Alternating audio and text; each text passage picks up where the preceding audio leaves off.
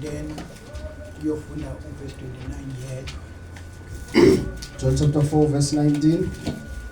The woman saith unto him, Sir, I perceive that thou art a prophet. Verse 29. Come, see a man which told me all things that ever I did. Is not this the Christ?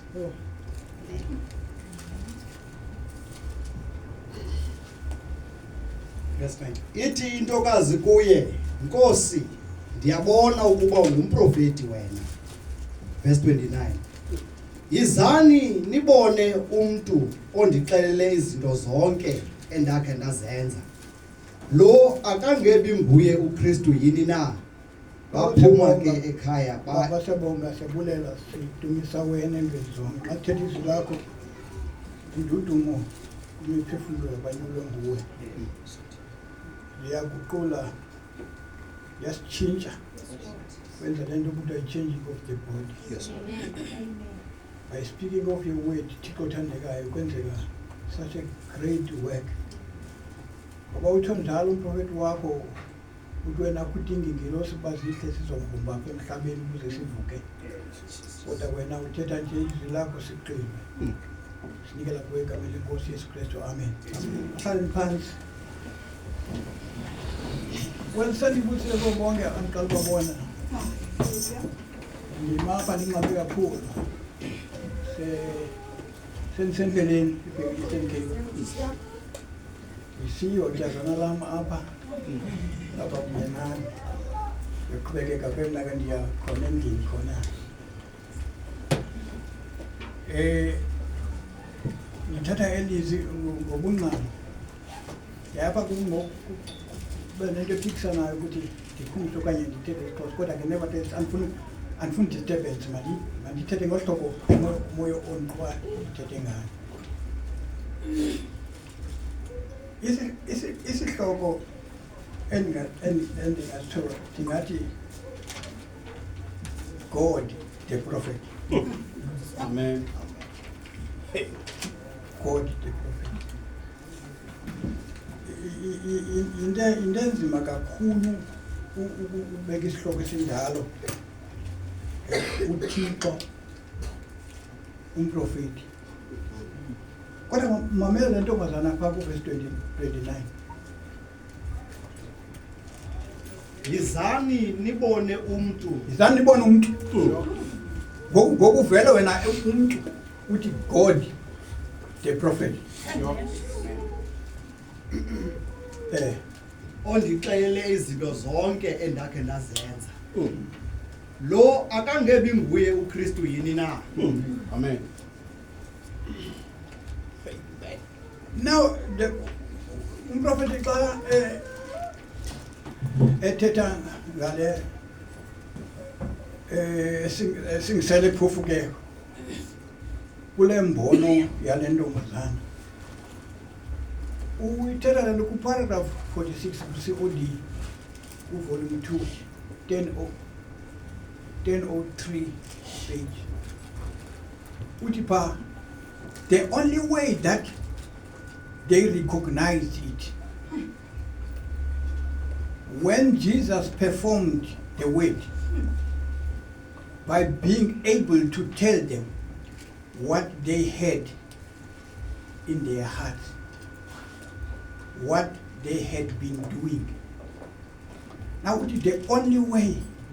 Now, le ntombazana ibona the only way abathi bamazi uba ungubani na. Xa ithi uYesu axele ingcamango nezinto ababesuka kuzo. Kodwa kona babengenaso esasakhono bengasayi kumazi. Amen. Ngoba ngumuntu uqobo, ngumuntu nyanyana. Esasakhono siso esayijikayo ingqondo yabanyulweyo ngoba bambona uba hayi ma umprofeti lo. he was a prophet according to the word of God. What he said come to pass every word by word. Amen. Amen.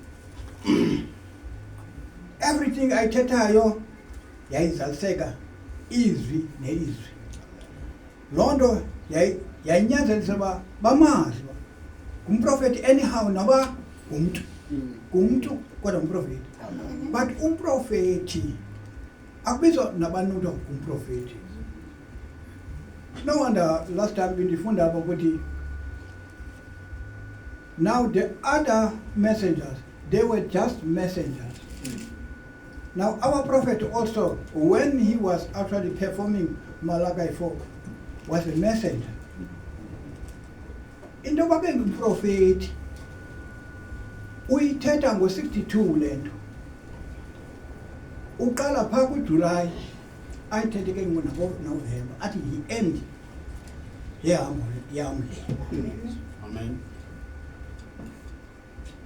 Athi ngoba izalisekile into ingilosi yayithe mandiyenze oba ndibenze bakholwe mna. Well, bandikholwa bakholwa bade bathi mna ndingumprofethi, zange mna ndizazise njengoba ndingumprofethi. Ngabo abandizisiwa ndingumprofethi.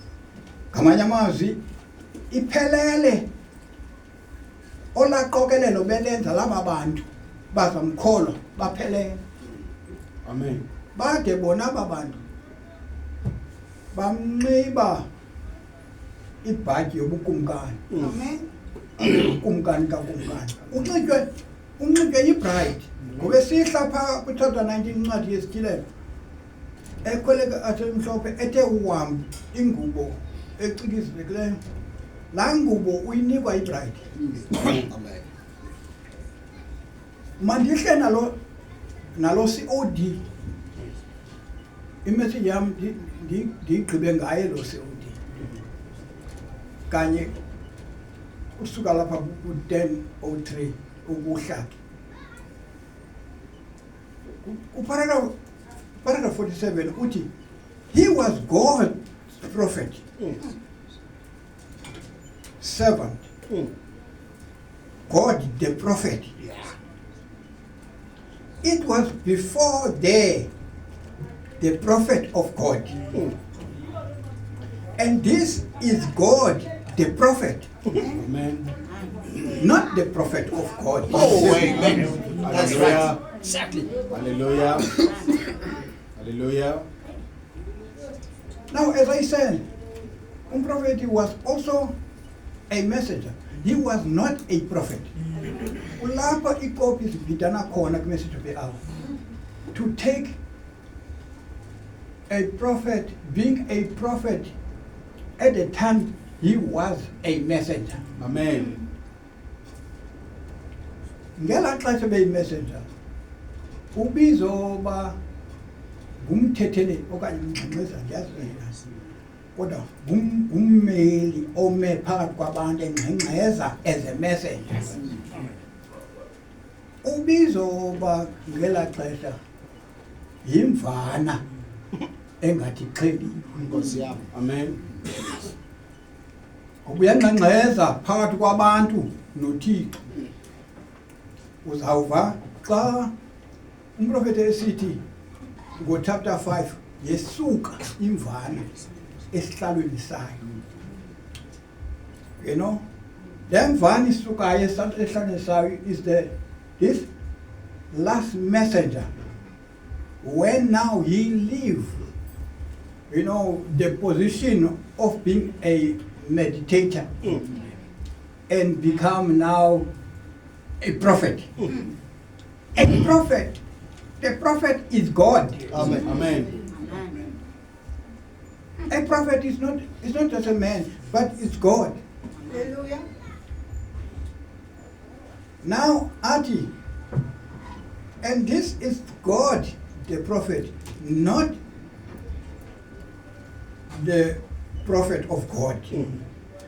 That was Malachi, Sure. Jeremiah,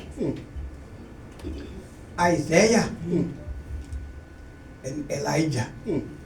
But this was God, the prophet, Yes. not the prophet of God. You see, all the prophets that portrayed his life in portions Yes. played their part. But in him was the fullness of the prophets. Amen. Yes. Hallelujah. All the others were portraying his life. You see, in portion. But now he is the fullness. And now the prophets, the word of the Lord came to them prophets. But this was the word and the prophet the same time. Hallelujah. The same person. He. Hallelujah. So this is God the prophet. Hallelujah. Now when we point to the prophet and say this is God, we don't point the portion of Nazareth. We point the portion that was pointed by Peter Yes. Amen. when God opens that to him. When we point to the prophet now, we don't point to the men of Allah and Charles. No. La mfana loka nyana ka Allah no Charles nankwelele phana ngo siyakwazi ayingcwabeni lakhe. Amen. Ngengcamago zethu sicimba sidibene mhlambi nomprofeti. You see? But umprofeti uThixo. Lamfo yibhodi ethwele uThixo. Amen. Lento ingumprofeti uThixo. Hallelujah. God the prophet. Amen. Ukuya kwela ngcwabe right lonto. Nelami ingcwaba zuse nqandi. Uyawubona ukuthi nawu ugqirhana. But a pastor is not ugqirhana. Amen. Exactly. The pastor is God. Exactly right. God bless you. Because Thank you. a believer is not you. Yes. A believer is God. Amen. If God is not in you, you will never serve God. Praise God. If God was not in you, we serve God that is in us. Amen. God bless you, Pastor. Hallelujah. Amen. Oh, glory. Thank you. Khonza uthi kunjalo. Praise God. Now Hallelujah. ucingele nxa kuthethwa ngomprofeti ukuthi this is God. Uba offended wena ba. Lo mfo uthe kaloku engekabi ngumprofeti. Yeah. Eh? What no prophet, allow ukuthi abantu bathi he is God. You see? Or no messenger. But after now, when now ethatha langubo yobukumkani, he became God himself. Yes. Amen.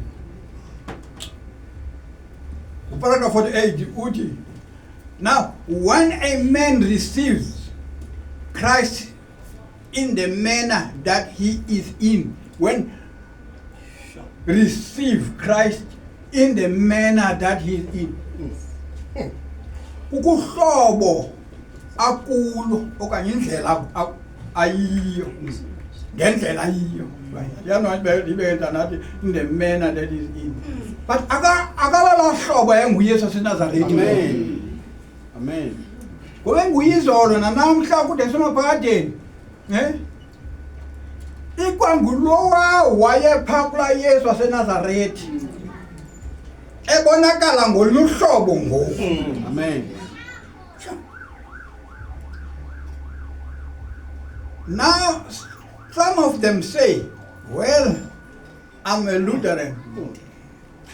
Well, there's nothing against that.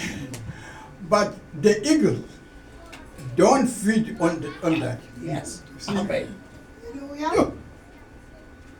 That was Yes. as far as it was. That fresh food of that day. When you say I'm accepting Luther, then well, it's good. We don't have no problem with that. To say I'm a Methodist. No, we don't have no problem with that.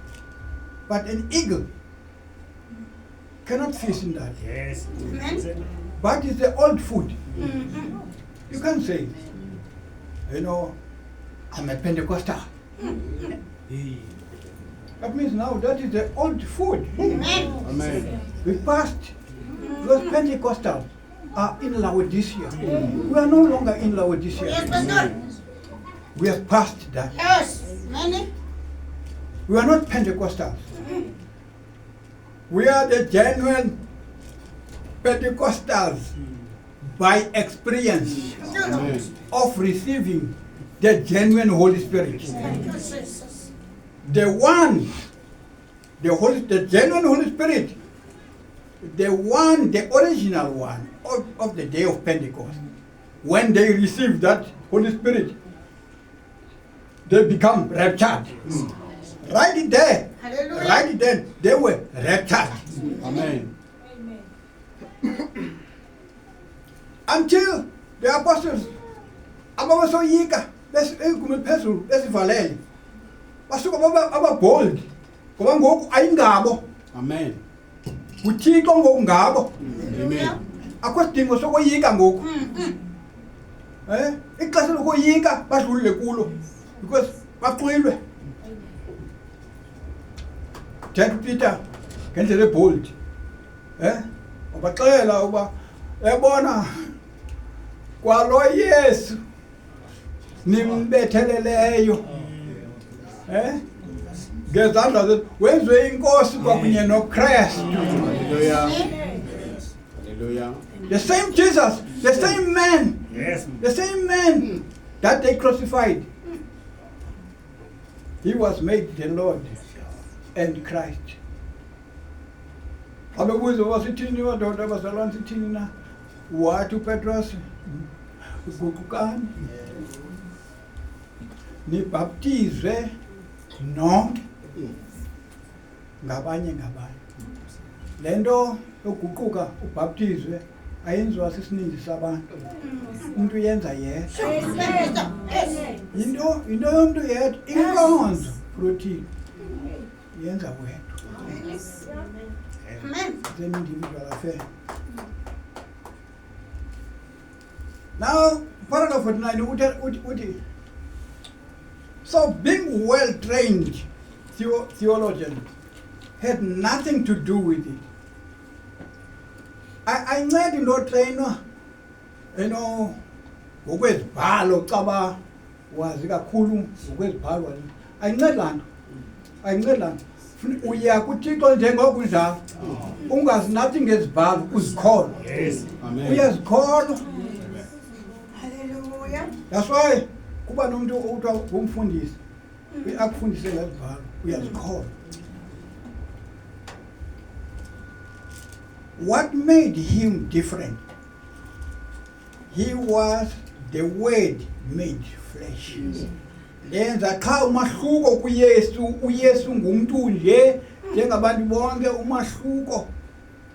Lilizwi abonakale lilo. Linyama. Hallelujah. Not the word for the day of Moses.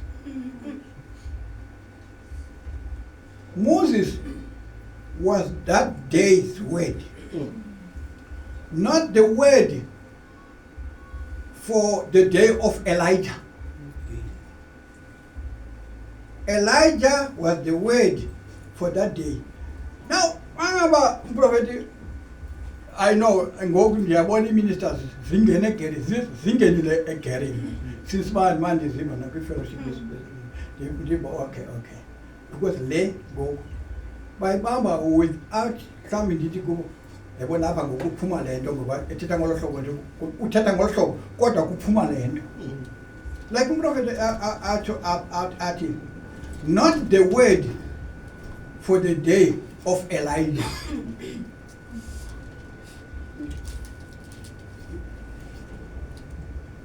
Elijah was the word for that day. But he was the present tense word, Amen. and they were living in the back. Nine days ago today, they live in the back. Amen. Well, Genesis is at the present day word. They are still living in the back. Hallelujah. Now it's hard and difficult to put ngabakhonisi. And we understand that this word is not for everybody. And this word is for few. Yes, Pastor. This word is for few, it's not for everybody. Now, Article paragraph 50, the same thing repeats.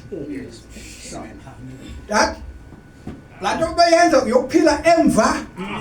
that thing repeats now. Yes. Amen. Amen. You tell them about these things, but no, you change the message. You see? So, when God reveals to you and you see it, thus said the Lord, and accept it. Not what you are, what you was, or nothing about it is. It's what God has done for you now. Amen. Amen. There is the evidence. Now, ubungqina kukum-accepta ngoku. Ubungqina boba nomoya oyingcwele. Uba nomoya oyingcwele kukum-accepta elilizwi ngoku. Ungumalathi kwenye indawo. Jesus said, He gave us an evidence of the Holy Ghost. John 14, He said, I have many things to tell you. I haven't got time to do it. But when the Holy Ghost comes, He will tell you. Bring to your memory the things that I told you about, and will also show you things that is to come. Don't you see? There is the evidence. Nabo bunqina. Kumanxa ngoku avele asazise izinto ezizayo. Uthi amaxesha ubungqina boba umoya ongcwele lunawo ukumkholwa kulonto uba yena esazisa izinto ezizayo. Amen. That's foretelling and having the divine interpretation of the written word. Now, isn't that the evidence of a prophet? Ayibabungqina umprofeti or a seer, imboni in the Bible was a man that could foretell. And it would be perfectly, not somebody laid hands on him. That's a gift. Imboni ayingomntu ubekwe isandla zaba nemibono. Yigift leyo sisipho eso. Is different from a prophet. A prophet is predestinated and born to be a prophet. Amen. You see? Amen. All the whole life it was a prophet that's a office. The office ubuprofeti ayo gift. We can't compare a gift yobuprofeti ne office yobuprofeti. Because the prophet is born. Now, okay, in chapter 80, yeah, you know, with chapter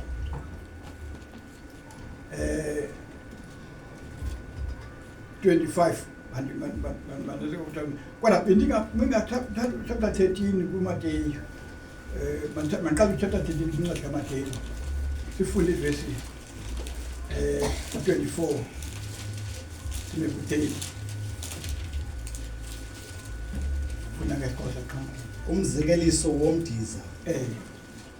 Wababekela omnye umzekeliso esithi ubukumkani bamazulu ufanekiswa nomuntu owahlwayela imbewu enhle entsimini yakhe. Ukhumbule ubukumkani bamazulu awukwazi ukubona because ithi iBhayibhile bungaphakathi kwakho. Now ubukumkani bamazulu buzekeliswa nomhlwayeli ngoku. Yes. Verse 25. Kutheke xa baleleyo abantu lwafika utshaba lwakhe lwahlwayela umdiza phakathi kwengqolowa. Now let it hlwayela in the heart of the people because ubukumkani bamazulu is in the heart of the people. Lwemka itheke yakudubula yakuba nenkozo wandula ukubonakala nomdiza. Bezileke abakhonzi bomninindlu bathi kuye Nkosi ubungahlwayelanga imbewu enhle yini na entsimini yakho. Phofu iwuzuze phi na umdiza. Wathi ke kubo ngumntu olutshaba owenze lento. Athi ke abakhonzi kuye uyathanda na ke ukuba siye subuthe. Utheke hayi hleze nithi xa niwubuthayo umdiza nincothule nengqolowa kunye nawo. Yabona le nzima. Yabona le nzima le. Ayichaza ngendlela apha kamoya. Uthixo usichazele inzima. That is actually esiphila phakathi kwayo as the bride. Because the ntsimi is in our hearts. The ntsimi is Hallelujah. that's where the kingdom of God is. Andifuna ukota into elithethe bekuphele because it will seem like I'm repeating something that was there. But xa ndithetha ngobukumkani obusentliziyweni entsimi isentliziyweni indikhumbuza into ebendithetha last week. But nevertheless, mandiyeke phaa masikule chapter benifuna chapter 25 uverse 6 ke Matthew uverse 6 yeah. Phakathi kobusuku ke kwabakho umemoyezo oluthi nanko umyeni esiza phumani niye kumkhawulela. Phakathi kobusuku. Now yenye womnye umzekeliso we-rapture. Xa ufuna we-rapture yenye wonye umzekelo wakufundwa le uMathesalonika 4 kanti uMathewu 25 naye. Amen. Funda mkhulu. Zaza zavuka zonke ezo ntombi zalungisa izibane zazo. Zathi ke eziziyatha kwezi zingqondi sipheni kwioli yenu leyo ngokuba izibane zethu zicima. Ingxaki ezintombi zikunye ngohlobo basikunye nathi ngohlobo. Amen. Kanti ezinye intombi kwalapha zisiziyatha ezinye zizingqondo kwalapha zonke ezintombi zilindele lo myeni wakhe. Amen.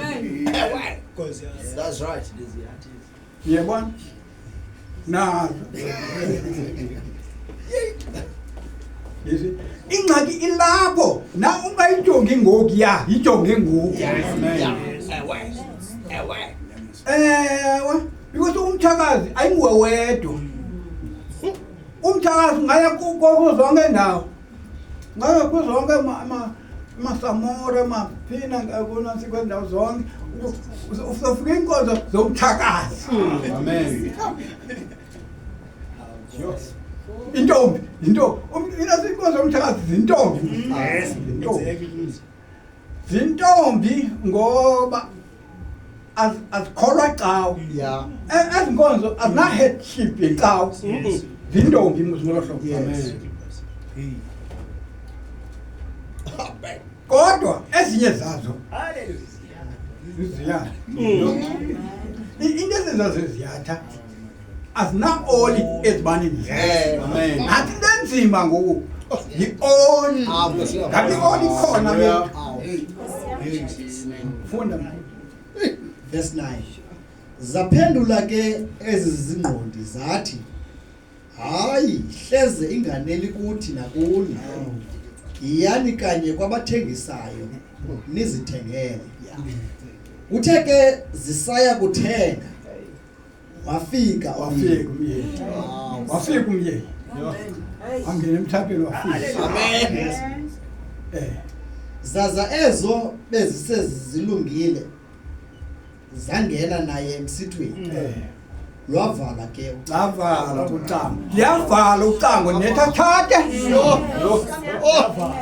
Yavala ucango. Oh my God. Ngoba kaloku isukile imvana ehlalweni sonqunqazela. Isukile. Ivalwe ke ucango. Ngase size ngaloo bazana.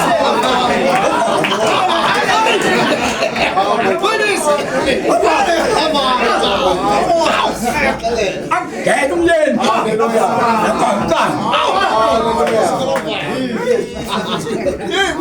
Thank you, Lord. That's right. Oh, amen. Nansi nzima nenhlungu mna endinayo whatever. I'm not saying I'm perfect about the word or so on, but the revelation that God has given me ndenza buhlungu enhliziyweni yami ngabaningi. Abangabazana ba. No one akakhetha ukuthi icekiswe ndichaswe okanye. But ndime nento umyeni ayichoyo. Amen. That's right. Mamele kumyeni mna. Amen. Oh. Mamela umyeni uthi na kuparagraph 53 athi many of the questions here on, well, will the bride will the bride and see, you can't divide what they are. But you can't divide them. Yeah. But kaloku ezantombi. Amen. So uthi ngaba ibride bethu izangena ku-tribulation ufuna ukuthi kwathi imbalakadaqe i-tribulation ngena ku-tribulation. Umprofeti uthi you can't divide because bafuna ngoku umprofeti makadivide. Bafuna umprofeti adivide phakathi kwamacawa nantonto. Umprofeti angadivide nothing uthi ndibeke umthi endaweni yawo. Amen. Umthi ngamnye ndawubeka umthi wameva ubeka endaweni yawo. Yabona? The bride is the elected one of God. Amen. Apha phakathi kwabo kwabe kunye nje the bride is the elected one of Amen. God. That's right. Now you can't divide. The church goes through. That's the ones it says, whosoever will, Yes. let him come.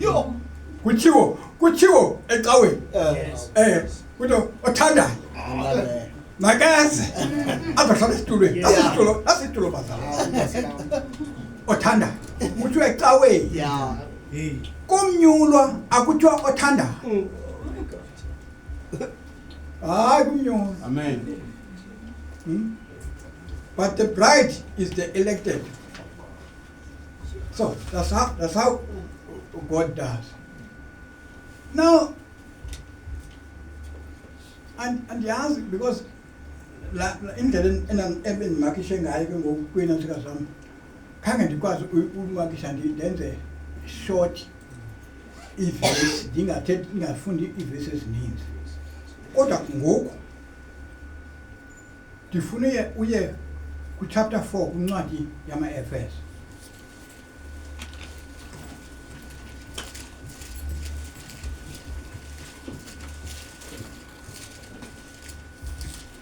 Usifundele from verse 9 uphele kuverse 13.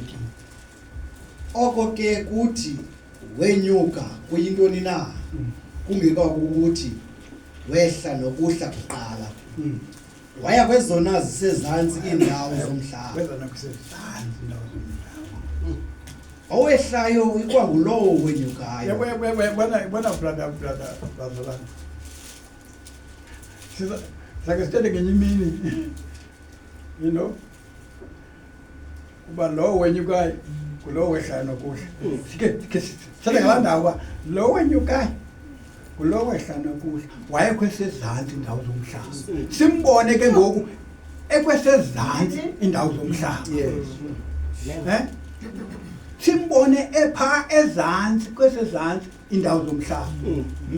Athi Owehlayo ikwangulowo wenyukayo. Waya ngaphezu kwawo onke amazulu ukuze azalise zonke izinto. Waza kwayena wabapha abanye ukuba babe ngabapostili, abanye babe ngabaprofeti, abanye babe ngabashumayeli beendaba ezilungileyo, abanye babe ngabalusi nabafundisi, ukuze abangcwele basulungekiselwe umsebenzi wobulungiselelo, ukwakhiwa ke komzimba kaKristu. Side thina sonke into eyenziwayo apha ngale fivefold ministry inika after ba ehlile wenyuka wabanika i-fivefold ministry pha bazagcine umzimba awukhulise. Amen. Akhulisa umzimba pha ngale side, but lento yenzeka side, ayenzeka impela lento yenzeka side. Hallelujah. Qala pha side. Side thina sonke sifike kubo ubunye benkolo nobokumazi okuzeleyo inyana kaThixo. Yabona yilento ke yaliwa nguSathane ba mayingenzeki yoba sifike kubunye bokumazi. Amen. Akuzele unyana kaThixo. Yes. Ebudodeni obupheleleyo. Starter of the perfect man. The starter of the perfect man. This man is the starter of a perfect man. Amen. Imele ibandla lonke liklomfo. Lonke ibandla liklomfo. When this man was raptured, we were all raptured with him. Because lonke ibandla likuye. Because all the 7 messengers zikwendoda. Lonke the 7 messengers ziklomntu yi-1. Amabandla the 7 messengers aklomntu yi-1. Amen. Kanti lo mfo adabe nguMoses and Elijah. Lo mfo akabubini emnye. Lo mfo adabe nguYesu. Amen. Oh my. That's right. Awuqhuba ngalezo. Emlinganisweni wobukhulu bokuzala kukaKristu ukuze singabi sabazintsana. Singabe izintsana. Yo. Lanto bazintsana. Sike message kodwa sizintsana. Hayi man akakwazi umuntu oku message uba zintsana. Sike message end time message. Sizintsana. uPaulos wayithetha ngentsana kwi-age yakhe. Esithi makungazintsana. Athi masikhule ke ngoko. Sisiya uthetha ngengqalo. Siye kwelokukhula. Ebudodeni bokumazi uKristu. Singaba sathethi ngembaptizo, ekolezandla masichithe. Sakwenza oko xa inkosi ivuma. Kodwa masichithe ngoku. Amen. Amen. Uthi ke ngoku sewufumene udaba lokuphela. belusana belusana mntaba ukuba noba kubhujiwe akwaziwa bangaba ugqirha nakakho akaziwa no ubani onoshumayela uba ibani onoshumayela zintsana ugqirha nomkepha washintsana zodwa amadoda kunoba kulala omnye phakathi kwethu siyayazi uba kulele ithambo inwele nefele sayithatha ke ngolonto sayibeka phaa kodwa ngoku senza inkqubo yembeko abantu bakhe uba bayazi uba bekhonza kunye nathi sisolathe nje baste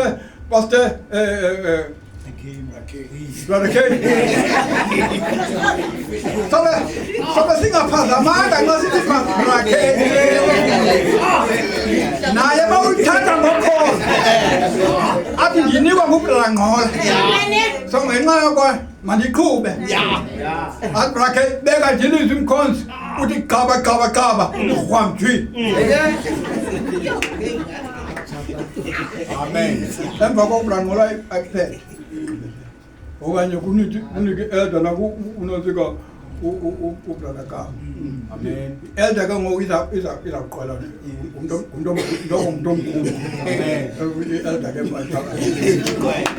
Amen.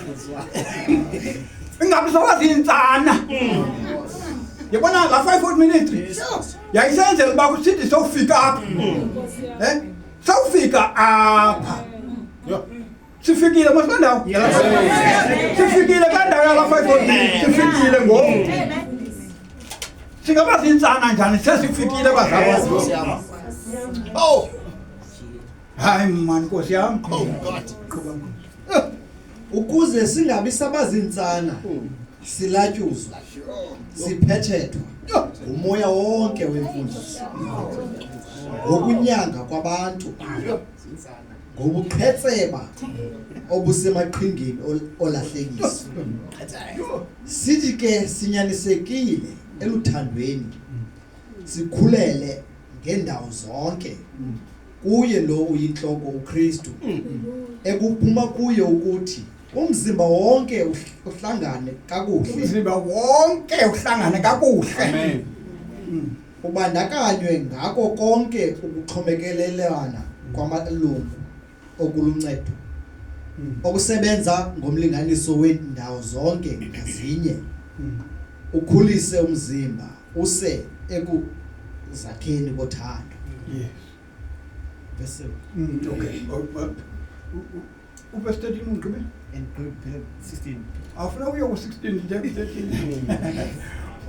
Okay, kodwa mandikuthi umprofeti apha ku-paragraph 54 athi there is 5 offices elected of God, for God has set in the church apostles, prophets, teachers, pastors, evangelists.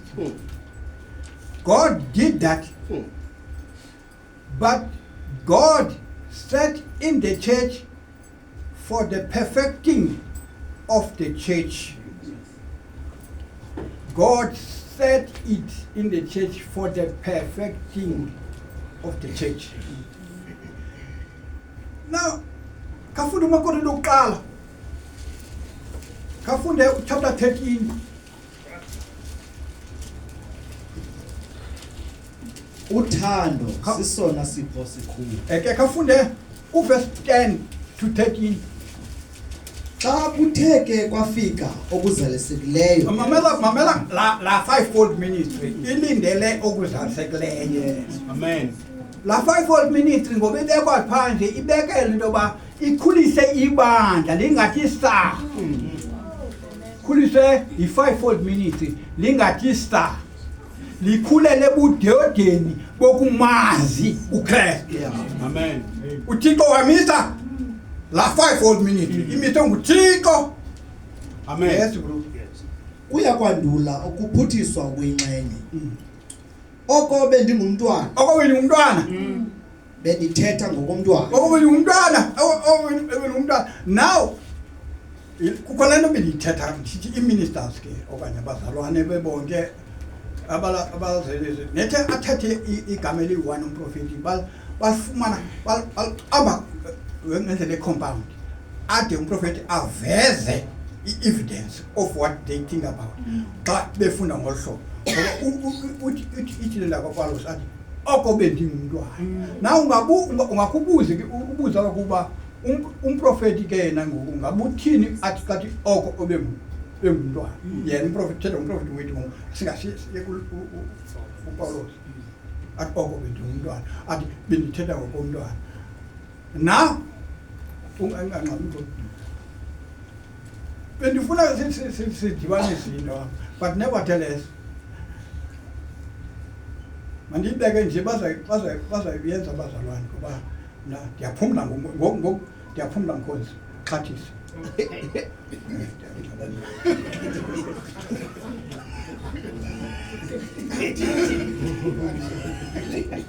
na umprofeti umfumana xa ethetha kulaa ncwadi ethi taking sides with Jesus xa esithi this is the end of my road ngamanye amazwi umke uthi when I was a child ndandithetha njenge-child because uthi I cannot be a prophet, I don't even deserve to be a prophet utsho ngelo xesha uthi but I've done exactly what the angel has told me to do. Now elaa xesha uyasibeke sometimes ngexesha ebeseyanga mandiye ngolo hlobo mandiye bazakhambi bawuyazi ngendlela yifunde kayifunde Nkosi oko bendingumntwana bendithetha ngokomntwana bendiqonda ngokomntwana bendicamanga ngokomntwana nditheke ndakuba indoda ndazibhangisa izinto zobuntwana bhangisa into zomntwana kuba ngoku sikhangela esipilini sikhangela esipilini ngoku ngokwamanakanibe khangela esipilini ngokwamanakanibe ngoku oko ke siya kukhangelana ebusweni ngoku ndazi ngokuyinxenye ewe oko ke ndiyakwazi kakuhle njengoko ndaziwayo nokwaziwa nam yo ugqibile Nkosi hayi yo excited so much lenda ayifunda lo mzala I become so excited ngoba incwadi yabaseKorinte besibili isahluko sesithathu uverse 18 andiyazi nokuba unofunda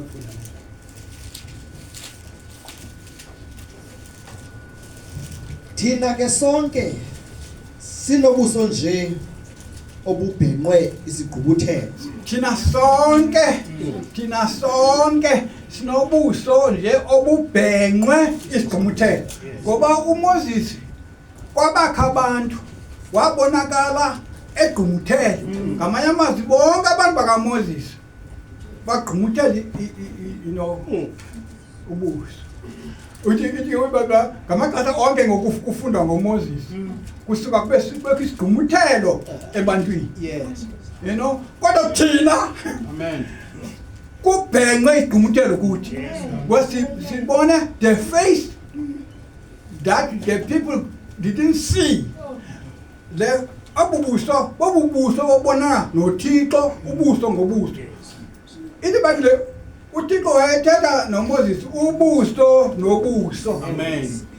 uMoses xa siwa kuThixo abugqumo bobuso nobuso thina sidibene nomuntu othetha noThixo ubuso nobuso ubhenqiwe ubuso bakhe nasika simbona ubhenqa ubuso bakhe sibona ubuso obhenqiweyo okay Nkosi ifunde sibukhangela njengokwasesipilini ubuqaqawuli benkosi senziwa similise okwalomfanekiselo senziwa similise okwalomfanekiselo yes sivela ebuqaqawulini Yes. sisingise ebuqaqawulini ewe kwanjengokuvela enkosini engumoya yeke ngolahlo ininzi ke into evela kuyo yonke le isoloko actually just one word livela into eninzi kakhulu ngoba inalaa ndawo ithi thina similise okwalo mfanekiselo.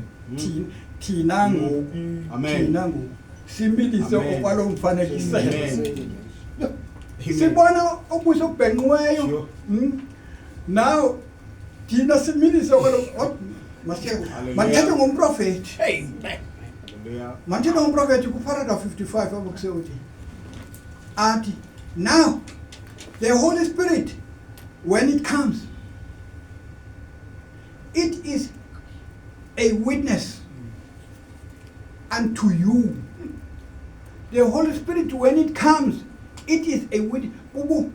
Ubungqina kuwe. The Holy Spirit when it comes.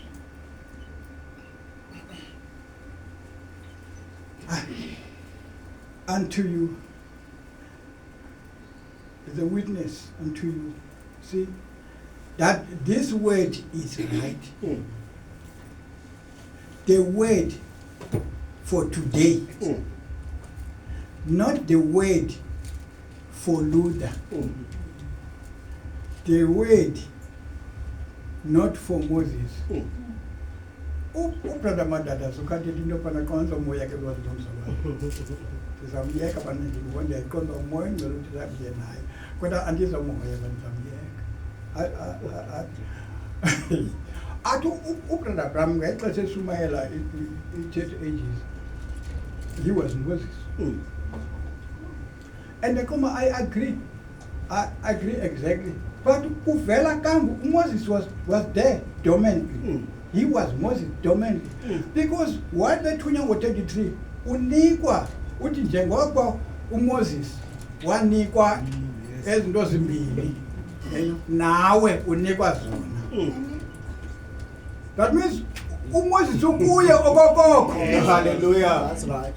Hallelujah. But ngoku yena usebenza ngoko Elisha. Akasebenzi ngo Elijah. Because that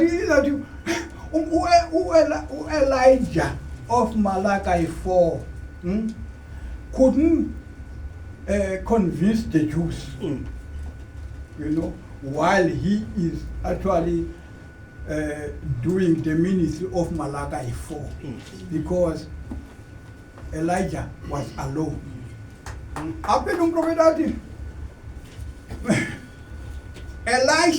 Elijah, you know, was alone. So he was Elisha in actual fact. Amen. When he's Elijah is when he's on the other side. He went over to the other side and there he become both Moses and Elijah. Okay, I'm not there now. Now the Holy Spirit, when it comes, the Holy Spirit, when it comes. Now when say in Tetabazan, no question, they don't want to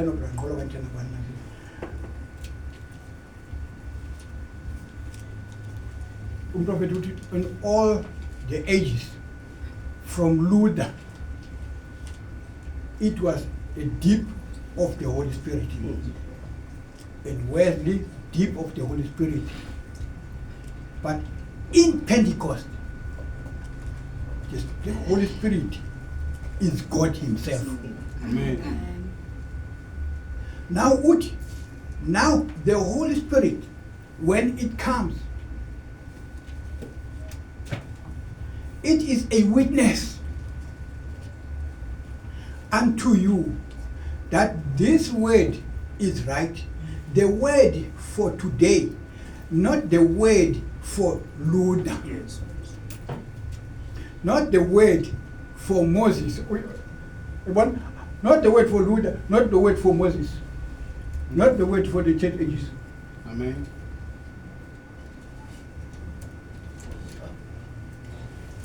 We witness is the truth, but it's another day. Amen. Xa umoya ongcwele efika, now xa umoya ongcwele efika kuthi, he is the Holy Ghost. But umprofeti umbeka apha uthi when the Holy Spirit comes, when the Holy Spirit when it comes. We know the Holy Spirit comes to us through the prophet. Then when he comes through the prophet, he is the Holy Ghost to us. Amen. Now that Holy Ghost is the witness to us that this gospel is the truth. Amen.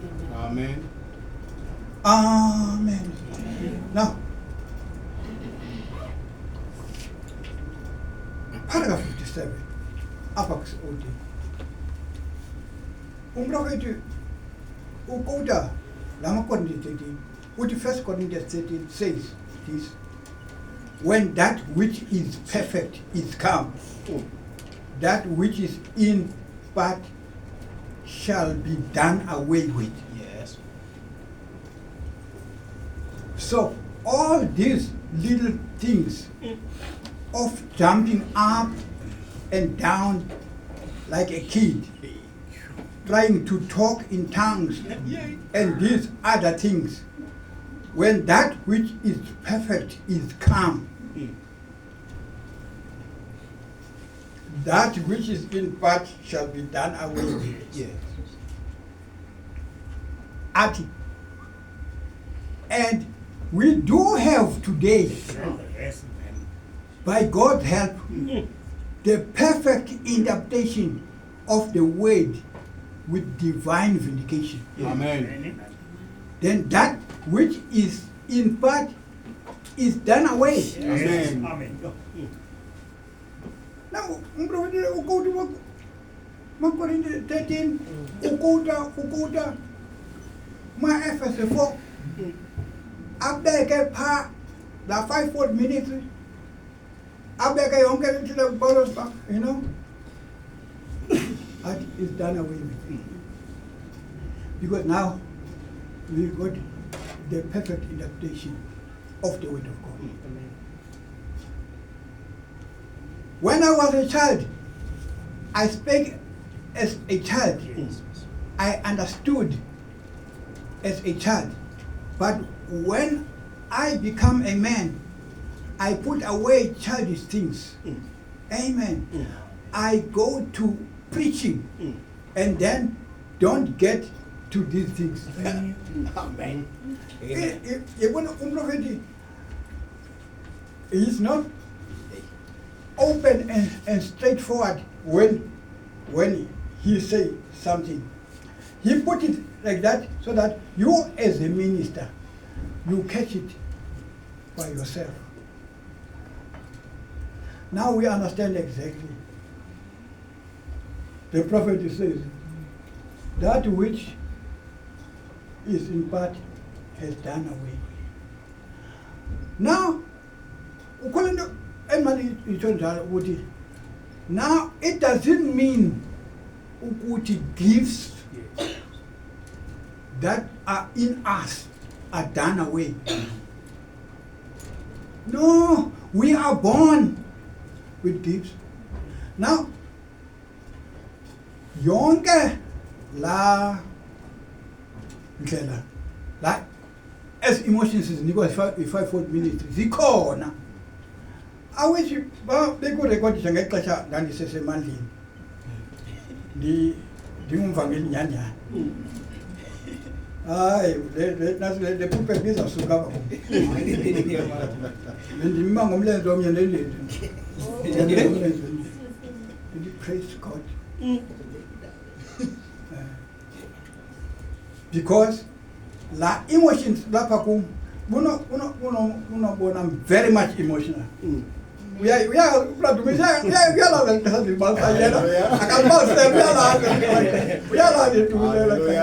know, when you know I was an evangelist. Amen. And I'm still evangelist. Amen. I'm still evangelist, but I'm holding the part of a pastor because a pastor cannot be an evangelist. You know, an evangelist cannot be a pastor. And a prophet cannot be also evangelist like that.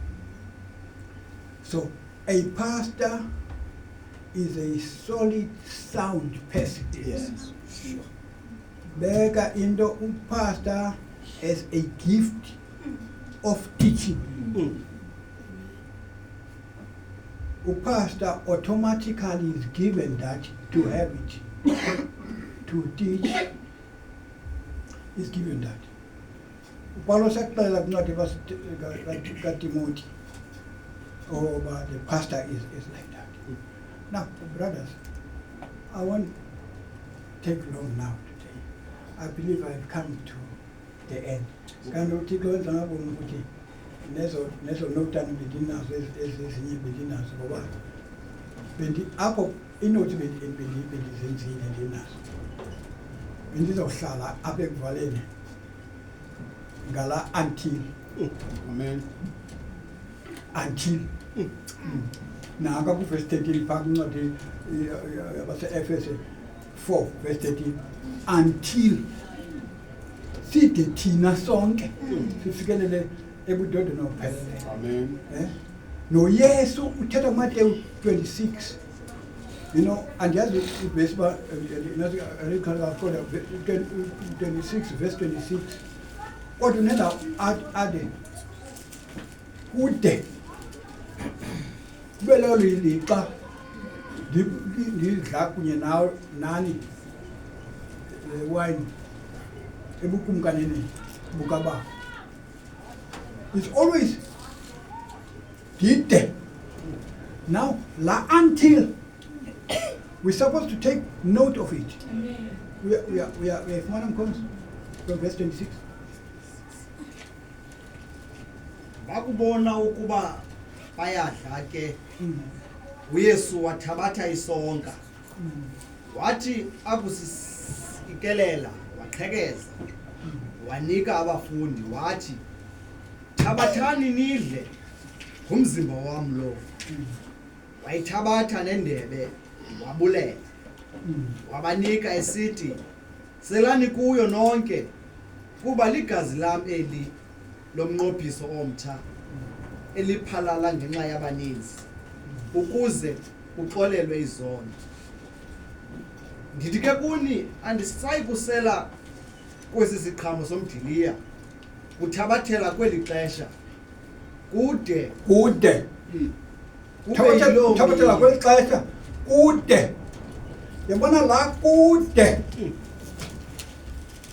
kunexesha kuphelelwa ngayo. Now ministers supposed to note la until ukwichapter ezininzi la until ukwichapter ezininzi apho khona many people uyenza ngako uMthixo la oba only the elect will notice, you know, his term of talking. Uthetha kanjani. Abanyula bona bayiqaphela. uYesu unalamazwi kwincwadi kaYohane 6 athi khona phaa nana verse 44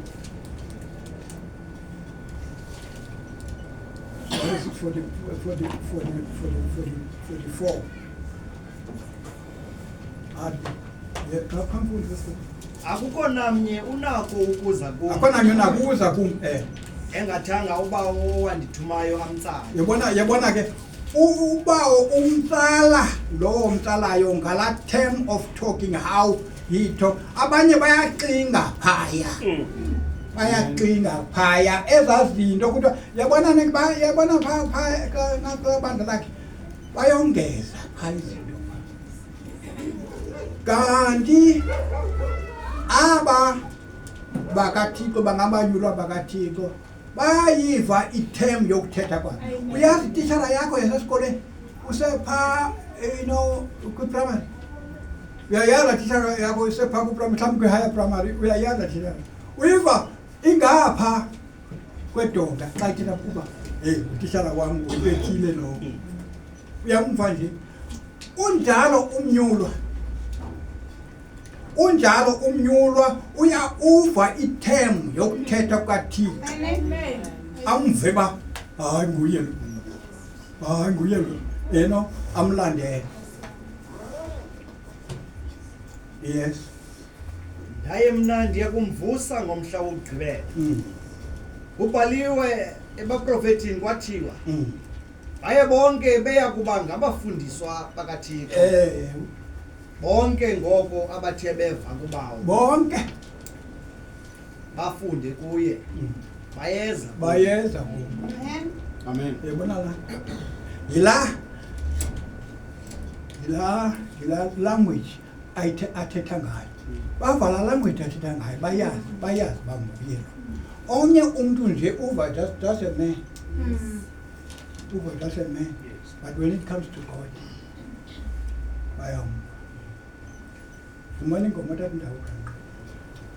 Ijuli se